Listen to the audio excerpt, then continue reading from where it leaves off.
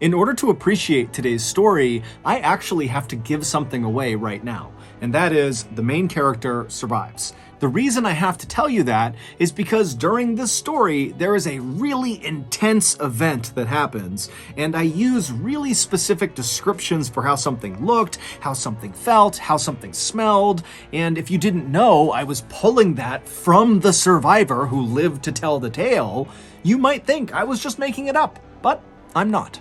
But before we get into that story, if you're a fan of the strange, dark, and mysterious delivered in story format, then you've come to the right place because that's all we do, and we upload once a week. So, if that's of interest to you, the next time the like button asks you to pick up some cereal for them, say yes, and then go to the store and buy the big single biscuit shredded wheat cereal. Also, please subscribe to our channel and turn on all notifications so you don't miss any of our weekly uploads. Okay, let's get into today's story.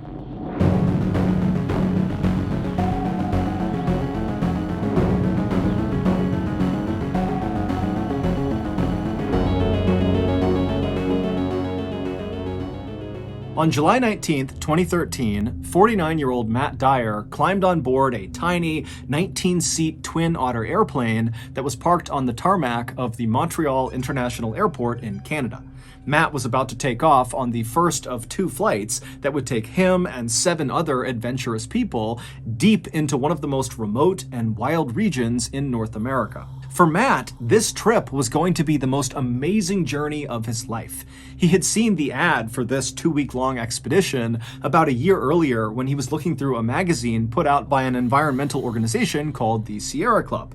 Now, even though Matt was a lawyer, he didn't make much money. He lived in this tiny town in central Maine where he made a living by offering either free or very low-cost legal assistance for some of the state's poorest residents. But Matt was an avid outdoorsman, and when he saw the opportunity to explore one of Canada's newest national parks that was so far north it was practically in the Arctic Circle, he decided the hefty $6,000 price tag was well worth it. 2.5 hours later, after flying over 900 miles due north away from the airport in Montreal, the Twin Otter airplane that Matt and the others were riding on touched down on a narrow gravel landing strip situated between this huge forest on a mountainside and a river on the other side. After climbing off the plane with all of their equipment, Matt and the 7 others hustled their way over to this stretch of flimsy plywood buildings that lined the runway. These buildings and this entire area they were in was not a part of this new national park they were going to. This was like their staging area to prepare and get ready before catching another flight that would bring them into the park. And so Matt and the 7 other people he was with, which included the 2 trip leaders from the Sierra Club, they would stay at this temporary base camp for the next couple of days, going over their hiking routes and talking about emergency procedures and protocols. And then after those 2 days were up, the group felt like they were ready. And so the group packed up all their things and they boarded the tiny float plane out on the water that would take them to their final destination, this new Canadian national park, better known as the Torngats Mountains. 45 minutes later, the pilot of the float plane began to descend through the clouds to make their landing on a little water inlet. And as the pilot did that, Matt and the 7 others were able to look out the window and actually see the Torngats Mountains for the first time. Now, all of them had seen dozens and dozens of pictures of this area, but seeing it for the first time in person was still shocking. The area looks like an alien planet. The wilderness in and around the Torngats is not the same kind of wilderness we think of when we think about going hiking in the forest or going camping or something. No, the wilderness in the Torngats is primordial. It's like you're looking out at a place from the very beginning of time, like dinosaurs should be walking around this area. As far as Matt could see, in any direction were these huge, jagged mountains that had been carved out of the earth by glaciers hundreds of thousands of years ago. And those same glaciers had created hundreds of waterways between the mountains called fjords that almost looked like blue-veined fingers. And even from high up in the plain, Matt could look down and the water of these fjords were so clear that he could see these speckled backs of brown trout swimming beneath the surface. But while this landscape was undoubtedly spectacularly beautiful and pristine and totally incredible, it was equal parts unwelcoming to people. There are no roads in the Torngats, there's no campsites, there's no facilities, there's no internet, there's no cell phone, and the weather is unbelievably harsh. It's freezing cold and wet most of the time, and then even when it's a little bit warm and a little bit nice there, the weather can change in an instant and become freezing cold and wet all over again. And so, as such, the handful of visitors that go into this area every year are expected to be 100% self-reliant, because this really is one of the most dangerous wild regions in the world. But for Matt, as he looked out his window and surveyed this landscape, he wasn't second-guessing his decision to go into this hostile environment. No. I mean, the reason he was willing to fork over all that money to go on this trip is because he really wanted to experience extreme wilderness firsthand. And so finally, the pilot of the float plane came into land on this little water inlet, and then the pilot ferried the craft over to this beach, and then Matt and the 7 others piled off onto land with all of their things, and then as the pilot turned around and left, the 2 Sierra Club trip leaders, a 61-year-old man named Rich Gross and a 60-year-old woman named Marta Chase, told the group to pick up their things and follow them. And so Rich and Marta led the hikers about 500 feet away from where they had just been dropped off, up to this slightly elevated, mostly flat area that kind of overlooked the fjord and had this incredible view of all the mountains around them. Now, unlike the temporary base camp they had been at for the past couple of days, this camp was nowhere near any forests. They were basically on a wide open plain that kind of went right up into these mountains. So it's very wide open where they're staying. And so after Rich and Marta instructed the group where to set up their tents, Matt and the others got to doing that, and then after they were all set up, Rich and Marta put a small electric fence around the perimeter of their tents to keep any nosy animals out, and then the group headed up a little bit higher on this mountain near them to take their first group photo. And in this photo, they all looked so happy and so excited for what's to come. And over the next couple of days, their trip would go exactly to plan. During the daytime hours, they would hike all of their pre-planned hiking routes all over the mountains and down near the water, and at night they would eat their food and drink fresh water from the fjord and swap stories from back home. But their perfect trip was about to become a nightmare.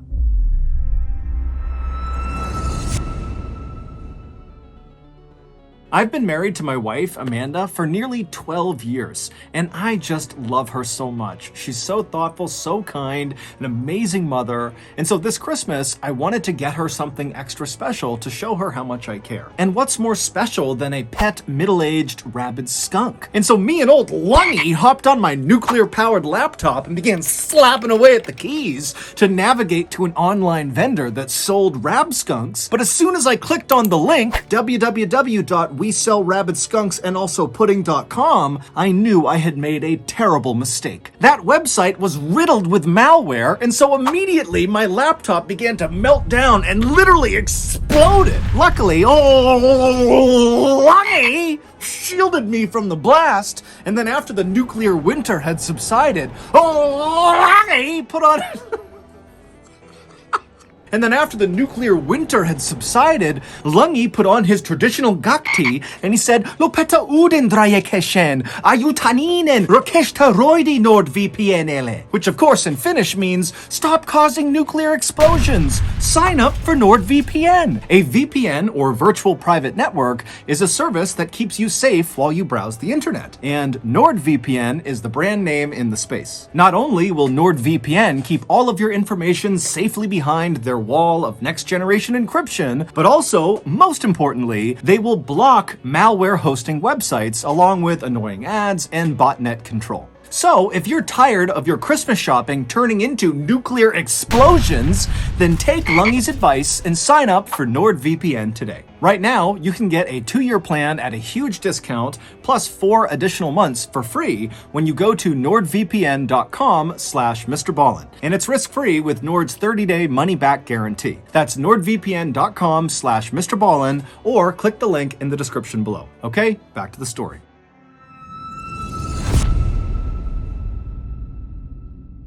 In the early evening hours of Tuesday, July 23rd, so 2 days after the group arrived in the Torngat Mountains, Matt and the others returned from one of their hikes. Now, the day had been cold and rainy, but the group was in good spirits. This was their last day at this particular camping spot.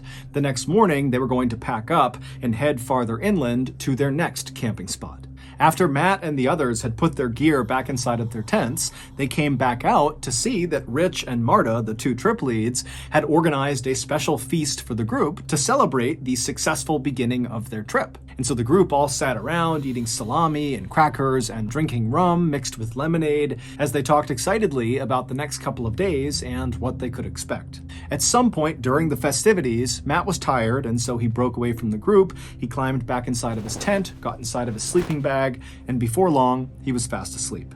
A few hours later, around 3:30 in the morning, Matt suddenly woke up. He had no idea what had woken him up, and so for a second, he just lay there listening to the outside world and just kind of staring straight up. Now, the moon was out that night, so there was some illumination, and as he looked straight up at the underside of his tent, he sees this huge figure move across the side of his tent and then stop right on top of him. And then before Matt's brain could process what was happening, this huge figure began pressing down on the fabric of Matt's tent. And so he's seeing his tent collapsing in on him. Matt's not doing anything. He's not saying anything. He's just watching in horror. And then suddenly the tent rips open and these two arms reach into the tent and they grab at Matt. And Matt threw his hands up in defense and screamed out for help. And as he did that, he suddenly felt this vice-like grip on the top of his head, and then before long, he was being pulled out of the hole in his tent out into the night.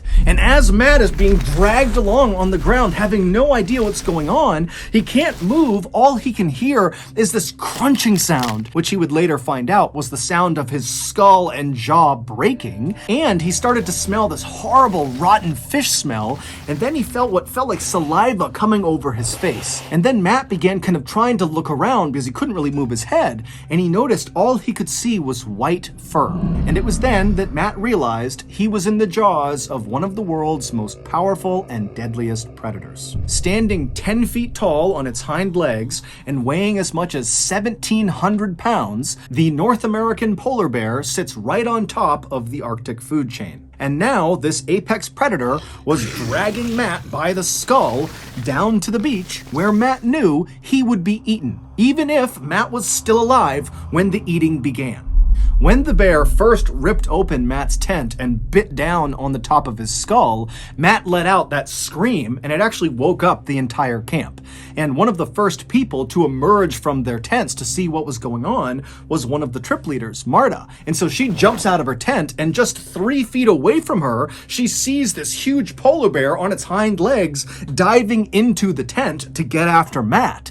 And so Marta instinctively yells out to Rich to get his flare gun, and she dove back into her tent to retrieve her own flare gun. But by the time she and Rich had both emerged, gun in hand, this polar bear had already dragged Matt 200 feet away from the camp. And by this point, the other hikers in the group had also emerged from their tents, and after realizing what was going on, they just stood there, absolutely paralyzed with shock, staring at this bear dragging one of their companions down to the beach to be killed. Then, after Rich fired his flare gun generally in the direction of the bear, it kind of snapped the group out of their paralysis, and then moments later, they were all screaming and banging pots and pans to try to terrify the bear into releasing Matt from its jaws.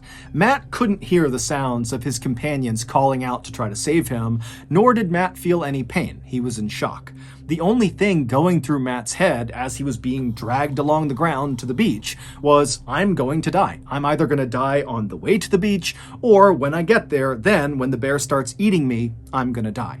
And when he thought about this, it was with a kind of eerie, calm detachment. Like he wasn't sad or mad. It was just kind of a fact. This was going to happen. But as Matt was kind of making peace with his reality, Rich fired that flare gun shot, and that ball of chemical fire exploded basically right in front of the polar bear's face. And the polar bear, who was startled by the flare, instinctively whipped its head to the side, up, and then down again, and it didn't let go of Matt. And so Matt was whipped like a rag doll up, and then was slammed down into the ground. And when Matt hit the ground, he heard the sound of his neck breaking. But as Matt was laying there, the bear released him from its jaws, and then behind Matt, the bear turned around and began walking away. And so Matt could hear the sound of its big paws moving away from him, and suddenly Matt's thinking, oh my God, I might survive this. And so he tried to lay as still as he possibly could so as not to attract any attention, and he began repeating in his head over and over and over again,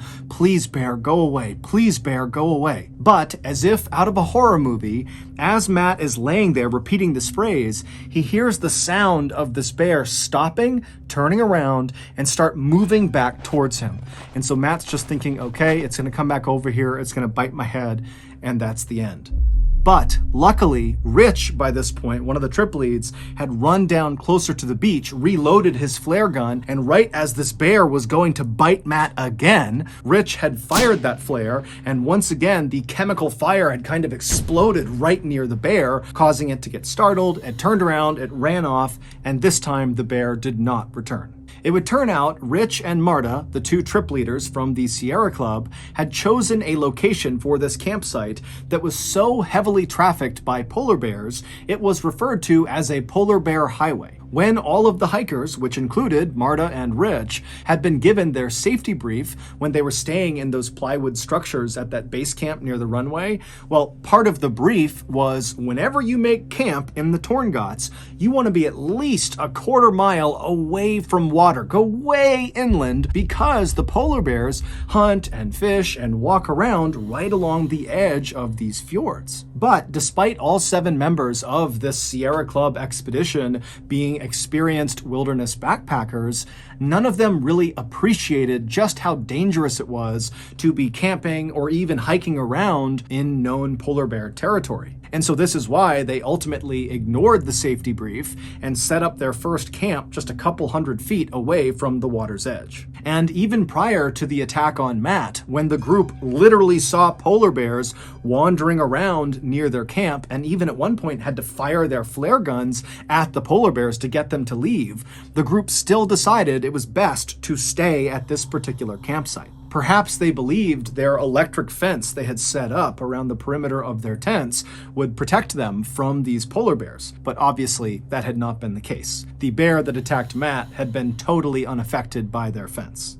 Matt would survive this attack, but really only because one of the members of the expedition happened to be a medical doctor, and so they were able to stabilize Matt until help arrived. Matt's injuries were extensive. They included a broken skull, a broken jaw. He had slash marks and puncture wounds all over his head and his neck, and all of those wounds got horribly infected. And also his voice was permanently changed as well because the bear also slashed his vocal cords. Following the attack on Matt, Parks Canada, which is the agency that oversees all of Canada's national parks, including Torngats, has mandated that any organization going into Torngats National Park has to have a polar bear protection plan in place. As for Matt, he does not make a big deal about his near-death experience. In fact, he kind of makes light of it and sometimes even makes jokes about it. As for the polar bear that attacked him, Matt holds no ill will. If anything, the attack has made him more interested and appreciative of the apex predator. In August of 2014, so 11 months after Matt's brush with death, he returned to the Torngats and even visited the actual site of the attack, perhaps to get closure. Except this time, he was in the company of an armed polar bear expert. So that's going to do it. If you got something out of today's episode and you haven't done this already, the next time the like button asks you to get them cereal, say yes, and then go to the store and buy the huge single biscuit shredded wheat cereal. Also, please subscribe to our channel and turn on all notifications so you don't miss any of our weekly uploads. We have a podcast called the MrBallen Podcast that puts out brand new podcast exclusive stories on Monday mornings, and on Thursday mornings we put out remastered audio of our best YouTube videos. Again, it's called the MrBallen Podcast, and it's available exclusively on Amazon Music. Consider donating to our charity. It's called the MrBallen Foundation, and it provides support to victims of violent crime as well as their families. Monthly donors to the MrBallen Foundation Honor Them Society will receive free gifts and exclusive invites to special live events. Go to MrBallen.Foundation and click on Get Involved to join the Honor Them Society today. We have 2 additional YouTube channels, MrBallen Shorts and MrBallen en Espanol. We also post near daily content on TikTok, Facebook, and Snapchat. All of those pages are just called MrBallen. If you want to get in touch with me, please follow me on any major social media platform and then send me a direct message. My username is just @MrBallen, and I really do read the majority of my DMs. Check out our merch at shopmrballen.com, and if you have a story suggestion, please submit it to our subreddit, just called MrBallen. It's linked in the description below. So whether I see you on Twitter, Instagram, TikTok, Reddit, YouTube, Facebook, other YouTube channels, the podcast, wherever, just know that I really appreciate your support, and until next time, that's going to do it. See ya.